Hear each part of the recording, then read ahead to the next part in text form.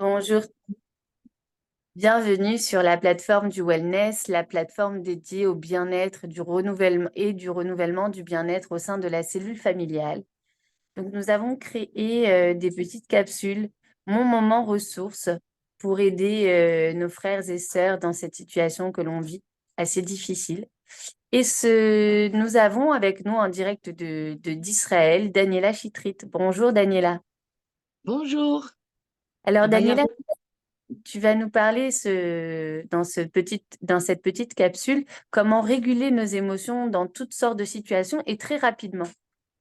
Tout à fait, tout à fait. Je suis très heureuse d'apporter ma contribution à ce magnifique travail que tu fais, ainsi que toutes les femmes que tu briefes dans ce domaine-là. C'est extraordinaire. Donc, ça me fait très, très plaisir de partager avec vous. Donc, ce dont je vais vous parler, c'est comment nous pouvons réguler nos émotions dans toute situation. Alors, on va faire deux ou trois parties dans cette petite capsule, comme tu l'appelles. Et ici, la première des choses dont on va parler, c'est que nous vivons dans notre vie toutes sortes de situations qui nous stressent.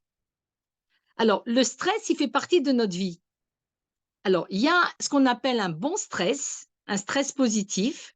Qu'est-ce que c'est ce stress positif? Ce stress positif nous pousse à faire des choses, des challenges, à avancer dans notre vie. Et quand on est dans ce stress positif, alors on se sent euphorique, on est joyeux, on a plein d'énergie, on est vraiment, ça nous excite même et ça nous donne des forces. Qu'est-ce qui se passe dans notre cerveau? Eh bien, on développe une hormone qui s'appelle la sérotonine, qui équilibre notre système nerveux et nous sommes en équilibre. Maintenant, il y a un stress que l'on appelle détresse. Détresse, hein, comme des feux de détresse, ce sont des réactions négatives, des sentiments négatifs. Et là, on ne peut plus fonctionner. C'est-à-dire qu'on n'arrive plus à penser clairement. Ce stress-là met des tensions dans notre corps et on devient fragile. Ça peut même fragiliser notre système immunitaire. Et vous savez très bien que quand on a ces stress comme ça, il y a plein de choses qui se passent dans notre corps. Eh ben, on peut avoir une impression de vide, l'estomac qui est noué, de l'anxiété, de la frustration. Ça peut même emmener des nausées et des vertiges. Alors, réfléchissons. C'est quoi les raisons de ce stress qui emmène la détresse? Ah ben, il y en a des tonnes. Ah, je peux pas, il faudrait un livre pour écrire tous les stress qui existent. Alors moi, je vais en donner quelques-uns comme ça. Par exemple, quelqu'un qui passe un examen, ou bien quelqu'un qui va travailler et qui n'aime pas son travail, ou bien tout simplement quelqu'un qui vous énerve. En fait, ce sont des situations qui nous dérangent. Ce sont des peurs, et des peurs qui ne sont pas nommées parfois, des peurs de l'inconnu. Parfois, c'est même notre imagination qui nous fait des tours dans notre tête. Alors, qu'est-ce qui se passe? Comme je vous l'ai dit, le corps se met en alerte. Il y a des réactions dans notre corps, comme on vient de le voir. Et qu'est-ce qu'il fait, qu'il met en place? Il se met dans un système de défense. Il y a la survie dans notre corps. Donc, on est là pour vivre. On n'est pas là pour mourir. Donc, ce système-là se met en place, mais il va se passer des choses. C'est-à-dire qu'on peut avoir une respiration qui va être saccadée, il peut y avoir des tremblements, il peut y avoir le rythme cardiaque qui s'accélère et la digestion qui ralentit. Vous imaginez plein de choses qui peuvent se passer. Et tous ces changements face à un stress se font dans notre cerveau en millisecondes. C'est-à-dire qu'on n'a même pas le temps de réfléchir, que déjà, hop, il y a un mécanisme qui se met en place. Et effectivement, c'est ça, que quand on est dans des situations critiques, on n'a pas le temps de réfléchir et de prendre à ce moment-là des décisions réfléchies, conscientes et adaptées. Comme je vous l'ai dit il y a 2 secondes, eh bien, à ce moment-là, en millisecondes, il se passe un truc. Qu'est-ce qui se passe? On a une émotion. Alors, c'est intéressant quand même de comprendre et de savoir qu'est-ce que c'est qu'une émotion et qu'est-ce que c'est un sentiment. Il ne faut pas mélanger. D'accord? Un sentiment, c'est quelque chose qui émane aussi de notre pensée. D'accord? On a pensé quelque chose et automatiquement, ça s'est transformé en sentiment. Sentiment de peine, de déception. Il y en a des tonnes. Il y en a plus de 8000 sur l'Internet si vous tapez liste ces sentiments-là. des sentiments négatifs. L'émotion, c'est quoi? L'émotion, c'est quelque chose qui vient de l'extérieur, qui va venir nous, j'irais presque nous chatouiller. Ça peut venir aussi de notre imagination. C'est un stimuli. Et qu'est-ce qui se passe?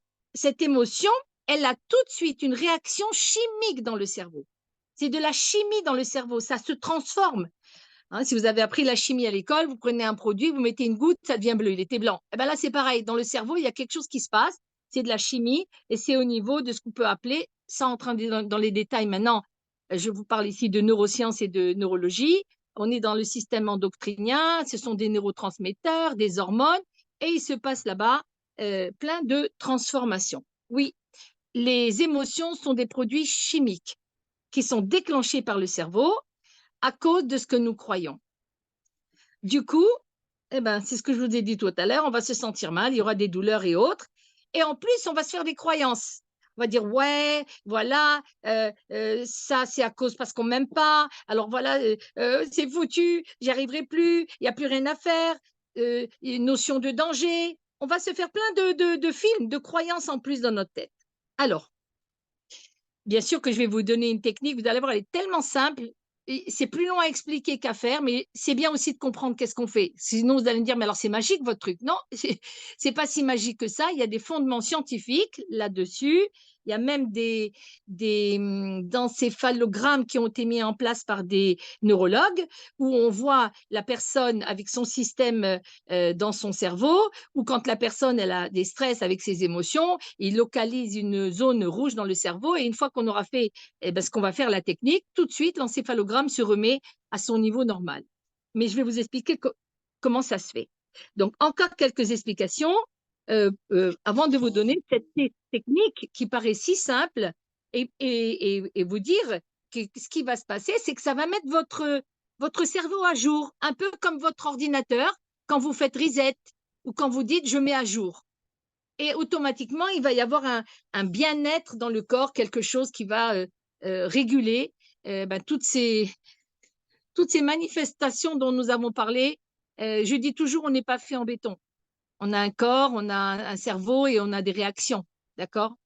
Alors, je voudrais vous expliquer quelque chose. Nous avons différentes zones dans notre cerveau. Le cerveau, c'est comme une carte de géographie. Il y a plein de zones, d'accord?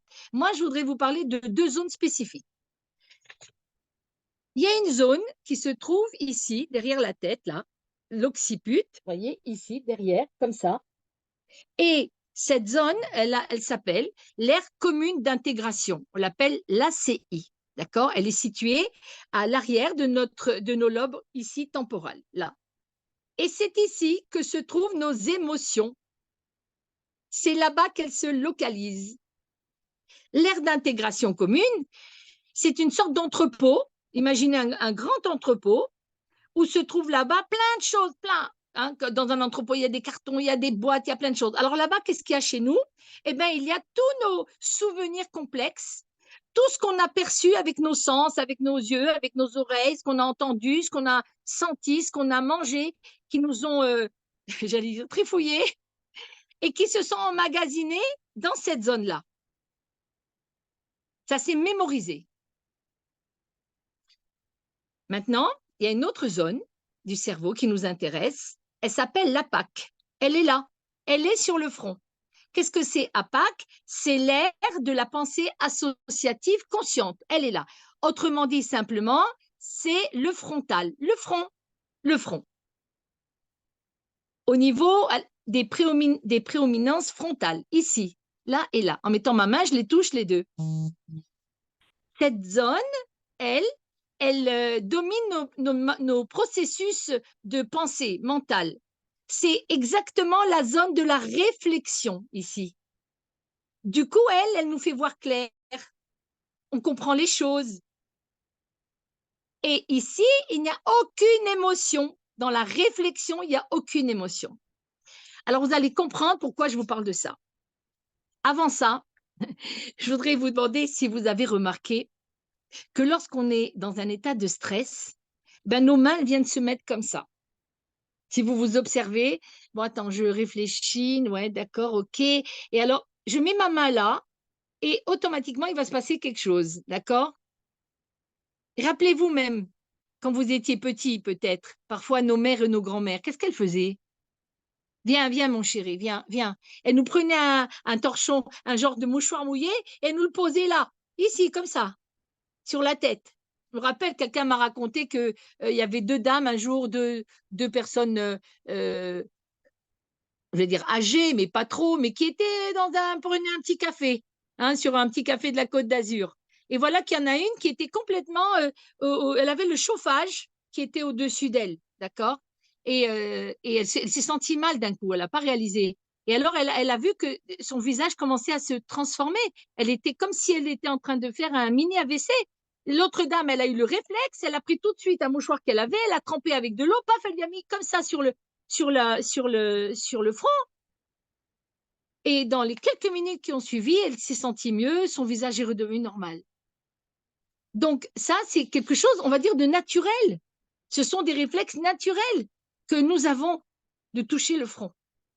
Maintenant, ce que je voudrais, c'est vous apprendre cette méthode naturelle que nous avons en nous, qui est une méthode neurologique, on appelle ça en technique pour diffuser, c'est-à-dire pour enlever le stress émotionnel. Et de manière chimique, comment on va faire? Alors voilà, je vais vous donner la technique, d'accord? Regardez bien.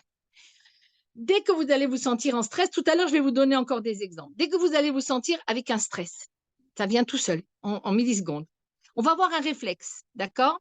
De mettre la main sur le front, de mettre la main derrière la nuque et à ce moment-là, de prendre une grande respiration. Il se passe ici que entre cette partie et cette partie du corps, la partie réflexion et la partie émotion, il y a une circulation sanguine, je ne rentre pas dans les détails, mais une circulation sanguine qui fait un rééquilibrage. Cette technique, moi, quand je l'ai appris, elle s'appelle frontal occipital, le front et l'occiput. C'est une technique qui est calmante et qui est très, très puissante. Alors, qu'est-ce qui s'est passé dans ce frontal occipital? La zone occipitale, d'accord, qui est là, d'accord. Imaginez, comme je vous ai dit tout à l'heure, que c'était un entrepôt bien encombré. C'est une pièce bien encombrée de souvenirs et il n'y a pas de lumière. Qu'est-ce que ça veut dire, il n'y a pas de lumière? C'est-à-dire que c'est largement dans notre cerveau inconscient. On n'en a pas conscience. C'est des choses du passé qu'on a vécues, qu'on a enregistrées avec comme je vous ai expliqué, ce qu'on a perçu, qui s'est emmagasiné avec des souvenirs et qui s'est mis là. Donc, il n'y a pas de lumière ici, d'accord? Parce qu'on n'a pas conscience de ce qu'il y a là. Un peu comme, je dirais, comme un trou profond aux oubliettes. Très profond. Maintenant, quand on va mettre la main sur cette partie-là, qu'on appelle, comme je vous ai dit, la PAC, la partie de la pensée consciente, eh bien, c'est comme un projecteur. Cette fois-ci, il y a un projecteur qui s'allume et qui va illuminer la pièce qui se trouve ici. Et lorsque cette zone du cerveau, elle est activée, cette zone où il n'y a pas de sentiment, il n'y a pas d'émotion, d'accord? Eh bien, comment je vais voir la réalité par rapport au stress que je vais avoir? Je vais la voir différemment.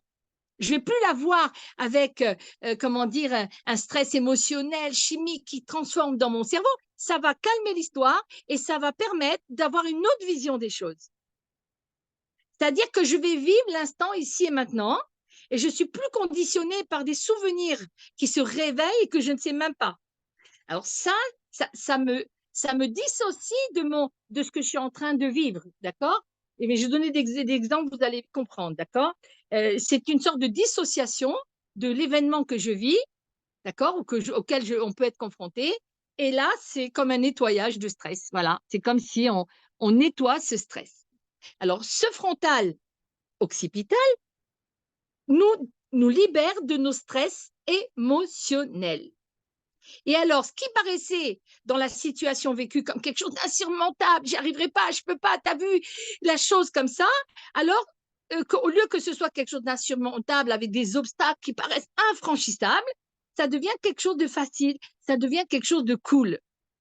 Donc, vous avez compris que le stress émotionnel, donc chimique dans le cerveau, libère des hormones dans l'organisme.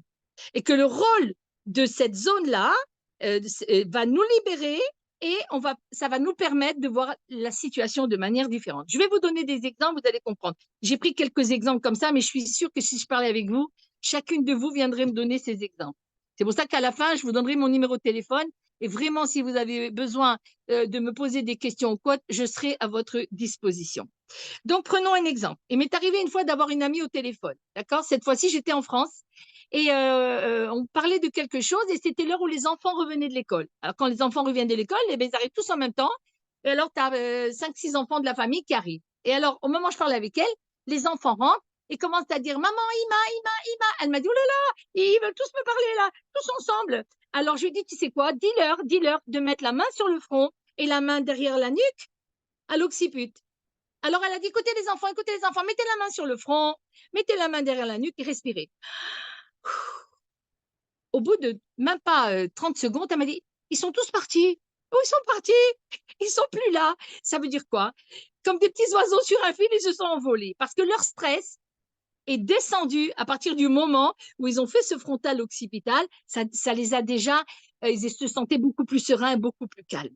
D'accord? Ça, c'est un exemple. Je vous donne un autre exemple. Voilà, l'autre jour, une maman, elle me dit: oh là là, tu sais, mon fils, il a vu des mendiants. Il a rencontré, sur le chemin, il a vu des mendiants. Il n'a pas l'habitude, là où il habite, dans la ville où il habite, il n'y a pas de mendiants. Bon, mais il a été à côté de Jérusalem, à côté de la gare. Et là-bas, c'est des fois un autre genre de population. Il n'avait jamais vu des gens qui étaient assis par terre, qui étaient comme ça, mal habillés. Du coup, il en a fait des cauchemars. Alors, il m'a dit: mais qu'est-ce qu'on peut faire? J'ai dit: écoute, c'est pas difficile. Alors, il était devant moi. J'ai dit: tu sais ce que tu fais? Allez, mets ta main sur le front, mets la main derrière la nuque, respire, reste comme ça. Et là, j'ai commencé à lui donner quelques explications en lui disant: voilà, ce sont des gens qui sont pauvres, ils n'ont pas d'habits, ils n'ont pas de maison. Tout est rentré dans l'ordre. Tout est plus de rêve, plus de cauchemar. D'accord? Encore un autre exemple. Voilà. C'est quelqu'un qui vient, il vous parle, il vous raconte quelque chose. Il vous dit: oh là là, j'ai été stressé, je te dis pas, oh là là, c'était dur, j'étais là, regarde, je... Tout de suite, si vous voulez l'aider, dites-lui: mets frontal occipital, respire. Et tu peux me raconter. Et pendant qu'il raconte, ça diffuse le stress. Et le stress, il descend. Et automatiquement, il n'y aura pas de manifestation corporelle dans le corps. Parce que quand on a un stress, c'est pas tout de suite. Hein. Tu as un stress, tu as une émotion. Et 2 jours après, mal de ventre, un rhume, un mal à l'oreille. Voilà un exemple. Et hier, il y a une dame, elle parlait, elle me disait qu'elle avait mal à l'oreille. Alors, bien sûr, attention, on va voir le docteur, nous. Hein. Ça ne remplace pas le docteur, ça. Elle a mal à l'oreille. On va voir l'ORL, on prend les médicaments, on fait ce qu'il faut. Hein. Maintenant, parle avec elle. Et ici, à ce moment-là, euh, ça fait combien de jours que tu as mal à l'oreille? Elle me dit: ça fait 10 jours. Donc là, je vais lui poser une question. Je dis: mais il y a 10 jours, qu'est-ce qui s'est passé il y a 10 jours? Elle réfléchit, elle me dit: ah ben, il y a 10 jours, j'avais pas mal à l'oreille. Et d'un coup, j'ai eu mal à l'oreille. Je dis: mais qu'est-ce qu'il y a eu? Elle m'a dit: ben, j'ai écouté les informations et avec ce qui s'est passé en Israël. Et là, elle me dit: j'étais paniquée. Alors là, tout de suite, frontal, occipital, respiration. Elle a dit sur place, j'ai été choquée, la vérité. Et je dis: comment tu te sens? Elle fait: je viens de sentir un clic dans mon oreille, comme si elle avait, comme si elle avait entendu quelque chose qui s'était débouché. Donc aujourd'hui, avec tout ce qu'on entend, tout ce qu'on voit, surtout ce qu'on voit. Alors, faut pas voir. Hein. Tous les rabbins me disent: n'appuyez pas sur vos trucs, surtout ne regardez pas. Ça, c'est un autre cours, tu vois, Yardena, parce que les images qu'on a mis dans la tête, il y a encore d'autres techniques pour les nettoyer. Parce qu'une image, elle s'inscrit, je ne vous dis pas comment. Donc, moins vous regardez des choses qu'il ne faut pas, et plus vous vous porterez bien. Hein, j'ai entendu un rave qui disait que ceux qui regardent ces genres de choses atroces, ça touche à son âme, à ta neshama. Donc, rien que déjà qu'on entend, c'est déjà difficile, alors regardez surtout pas. D'accord? Alors, je vous propose maintenant un exercice qu'on va faire ensemble. D'accord? Allez, on y va. Regardez ce que vous allez faire. Vous allez choisir, je vous laisse 2 petites secondes, un stress que vous avez eu. Prenez 2 secondes, un stress que vous avez eu. D'accord? L'autre jour, je travaillais avec une dame, j'ai dit: donne-moi un stress que tu as eu là. Elle m'a dit: écoute, je travaillais avec quelqu'un et maintenant, elle m'a dit: j'ai plus besoin de vous. Elle me dit: alors, j'ai plus de travail. Alors, eh ben, c'est un stress. Elle m'a dit: ça m'a stressé. Eh bien, d'accord, alors on va travailler là-dessus pour que ce stress-là même qu'il lui a déjà dit, et avec ça, elle l'a vu en texto. Il a dit: j'ai plus besoin de vous. Hein, c'est largement suffisant, même si elle le lit. Donc, du coup, qu'est-ce que j'ai dit? Choisis ton stress. Choisissez-vous aussi un stress, quelque chose qui vous dérange. OK. Maintenant, regardez ce que vous allez faire. Vous allez mettre la main sur le front et vous allez mettre la main derrière le crâne. Et vous respirez d'abord lentement. Vous gardez cette position Et on va ajouter ici, et je voudrais que vous voyez ce stress. Par exemple, dans le cas de cette dame, elle voit son texto. Dans le cas d'une autre personne, elle entend, je dis n'importe quoi, hein, son mari qui lui crie. Et pourquoi pas? Ça aussi, c'est des stress. Hein, d'accord? Ou même son enfant qui n'écoute pas, qu'elle crie avec lui. C'est un stress aussi. Donc, qu'est-ce qui se passe ici avec la position? On le voit, le stress, on l'imagine, comme s'il était sur un écran. Je le vois. D'accord? OK. Vous restez avec ce stress négatif, parce que c'est en le voyant négativement et en mettant les mains qu'il va se diffuser. Et vous pouvez faire des mouvements oculaires. Regardez, je vais tourner mes yeux d'abord dans le sens des aiguilles d'une montre, après dans le sens contraire des aiguilles d'une montre, et après encore une fois dans le sens normal des aiguilles d'une montre. Je fais comme ça. Je souffle, je vais dans le sens contraire, je souffle et je termine avec le mouvement horaire des aiguilles d'une montre. Et je souffle, d'accord? Voilà. Ici, quand vous avez ça, vous respirez, vous soufflez, vous enlevez vos mains. Et vous allez voir que le calme va revenir et que surtout, vous allez voir les choses de manière différente. Alors, au-delà de toutes ces explications à la fois scientifiques, neurologiques, que je viens de vous donner, cette pratique, elle est d'une simplicité qui est à la portée de tous, même les enfants. Les petits-enfants, quand je leur explique, ils savent le faire. Je leur dis frontal-occipital, hop, ils le font. Ils savent que ça va les calmer, d'accord? Donc, tout le monde peut savoir faire ça. Et donc, voilà, elle est très simple. Apprenez cette technique et surtout, ne l'oubliez pas, pratiquez-la. Vous savez, les grandes choses, elles sont des choses très simples. Il y a d'autres choses, Yardena, qu'on pourrait développer encore. Peut-être ça sera d'autres cours, comment régler mes pensées qui m'envahissent, ou bien peut-être la peur que je ressens. Ce sont encore d'autres techniques. Mais ça, celle-là déjà, elle est extraordinaire, elle est formidable, elle est simple et elle peut vous aider vraiment à éviter eh ben, de tomber malade. Parce que le bout du compte de la chaîne, c'est prévention. Nous sommes ici dans de la prévention, d'accord?